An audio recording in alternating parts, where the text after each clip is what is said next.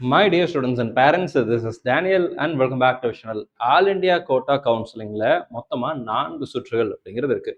Already நம்மளுடைய சேனலில் Tamil Nadu medical counselling state counselling எப்படி நடக்கும், அதில் என்னென்ன முக்கியமான விஷயங்கள்லாம் இருக்குது, இதெல்லாம் தெளிவாக விளக்கி ஒரு எக்ஸ்பிளனேஷன் வீடியோ அப்படிங்கிறது போட்டிருக்கோம். அந்த வீடியோ இது வரைக்கும் பார்க்கலன்னா மறக்காமல் பார்த்துடுங்க. அந்த வீடியோட கமெண்ட் செக்ஷனில் நிறைய பேர் ஆல் இண்டியா கோட்டாவுடைய ப்ராசஸையும் எக்ஸ்பிளைன் பண்ணுங்க அப்படின்னு சொன்னதுனால இப்போ இந்த வீடியோவை நம்ம பதிவு செய்கிறோம். இந்த வருஷம் ஆல் இண்டியா கோட்டால சில முக்கியமான மாற்றங்களை கொண்டு வந்திருக்கிறாங்க. அந்த சேஞ்சஸ் என்னென்ன அப்படிங்கிறத பத்தி இந்த வீடியோல பார்த்தலாம். கவுன்சிலிங் ப்ராசஸ்க்கு இந்த சேஞ்சஸ் பெரிய அளவில் மாணவர்களுக்கு பயனளிக்கக்கூடிய அல்லது மாணவர்களுக்கு நன்மை தரக்கூடிய விஷயங்களா இருக்கு அப்படிங்கிறதுல எந்த விதமான மாற்று கருத்தும் இல்லை. இப்போதான் நீங்கள் ஃபர்ஸ்ட் டைம் நம்ம வீடியோக்கு வந்திருக்கீங்க, நம்ம சேனலே முதல் முறை இப்போ தான் பார்க்குறீங்க அப்படின்னா மறக்காம சேனலை சப்ஸ்கிரைப் பண்ணிடுங்க. ஒருவேளை நீங்கள் ஆல்ரெடி பார்த்துட்டு இருந்தீங்கன்னா கூட சேனலை சப்ஸ்கிரைப் பண்ணாமல் இருந்தீங்க அப்படின்னா மறக்காம சேனலை சப்ஸ்கிரைப் பண்ணி வச்சுக்கோங்க. மெடிக்கல் கவுன்சிலிங் ரிலேட்டடாக, இன்ஜினியரிங் கவுன்சிலிங் ரிலேட்டடாக நிறைய வீடியோஸ் இனி வரைக்கும் நாட்டில் போஸ்ட் பண்ண போகிறோம். அந்த வீடியோஸ்லாம் டெஃபினட்டாக உங்களுக்கு யூஸ்ஃபுல்லாக இருக்கும். ஸோ மறக்காம சேனலை சப்ஸ்கிரைப் பண்ணிட்டு இந்த வீடியோவை லைக் பண்ணிட்டு உங்களுடைய ஃப்ரெண்ட்ஸ் யாராவது மெடிக்கல் கவுன்சிலிங் போகிறாங்கன்னா மறக்காம அவங்களுக்கு ஷேர் பண்ணிடுங்க. ஸோ இந்த மாதிரி ஒரு நோட்டிஃபிகேஷன் 28ஆம் தேதி நேற்றுக்கு நமக்கு மினிஸ்ட்ரி ஆஃப் ஹெல்த்ல இருந்து பார்த்தீங்கன்னா ஒரு நோட்டிஃபிகேஷன் அப்படிங்கிறது கொடுத்துருந்தாங்க. இந்த நோட்டிஃபிகேஷனில் சில முக்கியமான சேஞ்சஸை கொடுத்துருக்காங்க. நான் உங்களுக்கு ஒன் பை ஒன் காமிச்சிடுறேன். இதை பற்றி சில நியூஸ் ஆர்டிக்கலும் வந்துச்சு. டைம்ஸ் ஆஃப் இந்தியாவில் இதை பற்றி ரொம்ப தெளிவாகவே சொல்லியிருக்கிறாங்க. ஸோ முக்கியமான சேஞ்சஸ் என்னென்ன அப்படிங்கிறத வரிசையாக பார்த்தலாம். ஃபர்ஸ்ட் சேஞ்ச் என்னன்னு சொல்லி கேட்டிங்க அப்படின்னா, நோ ஃபிசிக்கல் ரிப்போர்ட்டிங். இப்போ நம்ம சொல்றது எல்லாமே ஆல் இண்டியா கவுன்சிலிங்க்கு தான் பொருந்துமே தவிர ஸ்டேட் கவுன்சிலிங்க்கு பொருந்தாது. இது இப்போதைக்கு எம்சிசி தரப்புல இருந்து, அதாவது நமக்கு மினிஸ்ட்ரி ஆஃப் ஹெல்த்ல இருந்து வந்திருக்கக்கூடிய நோட்டிஃபிகேஷன். எம்சிசி இதை இம்ப்ளிமெண்ட் பண்ணுவாங்க. பட் ஸ்டேட் கவுன்சிலிங் எல்லாம் இதை இம்ப்ளிமெண்ட் பண்ணுவாங்களாங்கிறத பொறுத்து இருந்து தான் பார்க்கணும். அப்படி இம்ப்ளிமெண்ட் பண்ணாங்கன்னா அப்போ நம்ம ரூல்ஸை நம்ம அடுத்த வீடியோவில் அந்த டைமில் நான் வந்து அப்டேட் பண்ணுறேன். இப்போதைக்கு இந்த ரூல்ஸ் அண்ட் ரெகுலேஷன் சேஞ்சஸ் எல்லாமே it is applicable only for all India counselling அப்படிங்கிற ஒரு புரிதலோடு நம்ம நிற்போம். அஃபீஷியல் ஸ்டேட்மெண்ட் தமிழ்நாடு கவர்மெண்ட் கிட்ட இருந்து, தமிழ்நாடு மெடிக்கல் செலெக்ஷன் கமிட்டிலேருந்து வரும்போது தமிழ்நாட்டில் என்ன மாதிரி இம்ப்ளிமெண்டேஷன் இருக்குது அப்படிங்கிறத நம்ம எடுத்துக்கலாம்.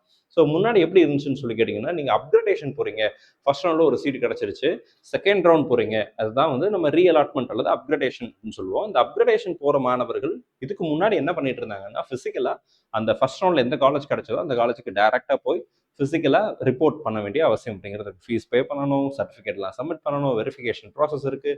ஸோ இந்த ப்ராசஸ் முடிச்சதுக்கப்புறம் செகண்ட் ரவுண்டில் அவங்களுக்கு இன்னொரு காலேஜ் கிடைக்கும். இப்போ அவங்களுக்கு இன்னும் 2 அலைச்சல் என்னென்னா, ஃபர்ஸ்ட் ரவுண்டில் போய் சர்டிஃபிகேட்லாம் திரும்ப வாங்கணும், அங்கே ரெசிக்னேஷன் ஃபார்மாலிட்டிஸை கம்ப்ளீட் பண்ணணும், அதுக்கப்புறம் செகண்ட் ரவுண்டில் கிடைச்ச காலேஜுக்கு போகணும். ஒருவேளை ரெண்டும் வேற வேற இடங்கள்ல, தூரமான இடங்கள்ல இருக்கக்கூடிய ஆல் இண்டியா கவுன்சிலிங்ல சொல்றேன். தமிழ்நாடுனா எல்லாமே தமிழ்நாடுக்குள்ள இருக்கக்கூடிய மாவட்டங்கள், அதுலயும் தூரம் இருக்கு.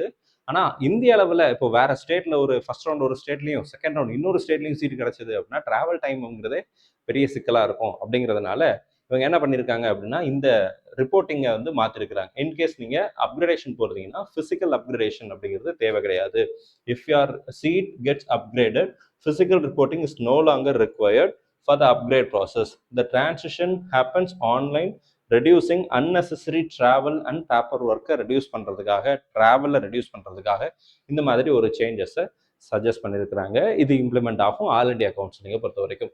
ரெண்டாவது சேஞ்ச், ஆன்லைன்லேயே ரெசிக்னேஷன் பண்ணிக்கலாம். இப்போ உங்களுக்கு ஒரு காலேஜ் கிடச்சிருச்சுன்னா அந்த காலேஜ் உங்களுக்கு பிடிக்கல, ஜாயின் பண்ணிட்டீங்க, in case if you don't like to continue over there, இந்த காலேஜில் கண்டினியூ பண்ண விருப்பம் இல்லை அப்படின்னா, கவுன்சிலிங் நடந்துட்டு இருக்கும்போதே அப்போ நீங்கள் வந்து ரெசிக்னேஷன், இதுக்கு முன்னாடி எப்படின்னா அந்த காலேஜுக்கு டேரெக்டாக போய் ஃபிசிக்கல் ரெசிக்னேஷன் அப்படிங்கிறது இருந்துச்சு. So candidate had to visit the allotted institution to resign from a seat.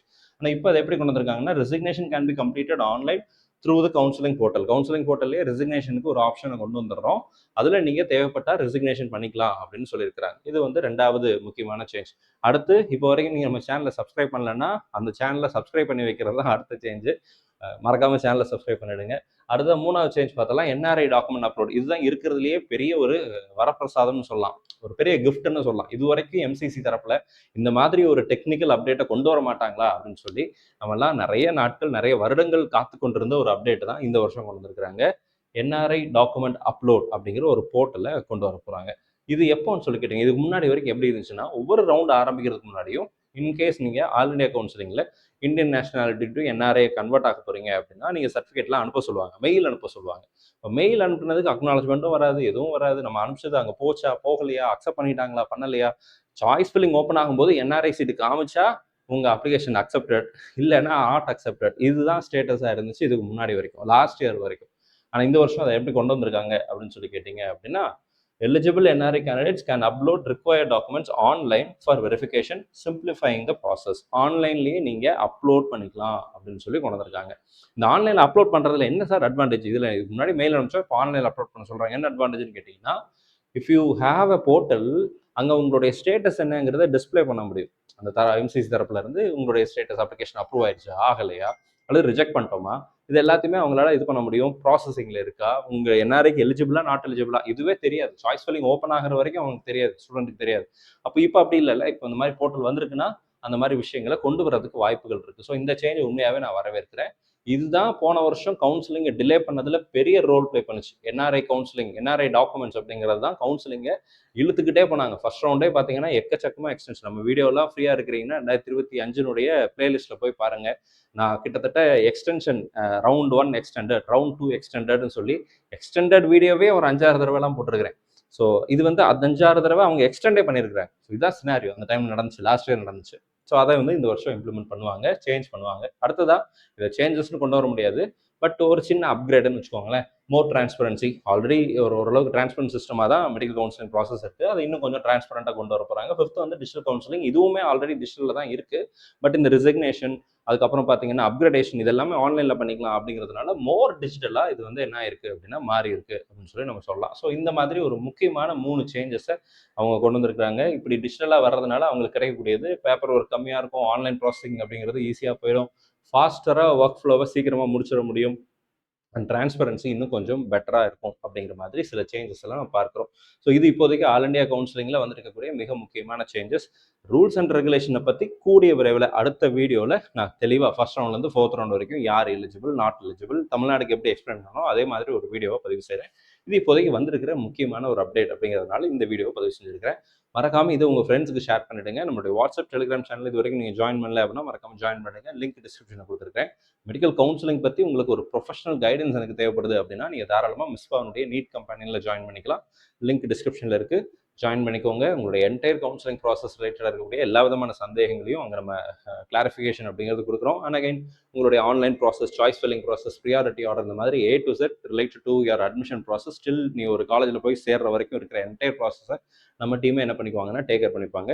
நீங்கள் எல்லாம் கரெக்டாக இருக்கான்னு வெரிஃபை மட்டும் பண்ணால் போதும். ஸோ அந்த மாதிரி ஒரு ஸ்ட்ரெஸ் ஃப்ரீ கவுன்சிலிங் அப்படிங்கிறது உங்களுக்கு கிடைக்கும். விருப்பமானவர்கள் நம்மளுடைய மிஸ்பாவுடைய நீட் கம்பெனியில் ஜாயின் பண்ணிக்கலாம். லிங்க் டிஸ்கிரிப்ஷனில் கொடுத்துருக்கேன், அல்லது ஸ்க்ரீனில் வரக்கூடிய வாட்ஸ்அப் நம்பருக்கு மெடிக்கல் கவுன்சிலிங் கைடன்ஸ்னு ஒரு மெசேஜ் போடுங்க.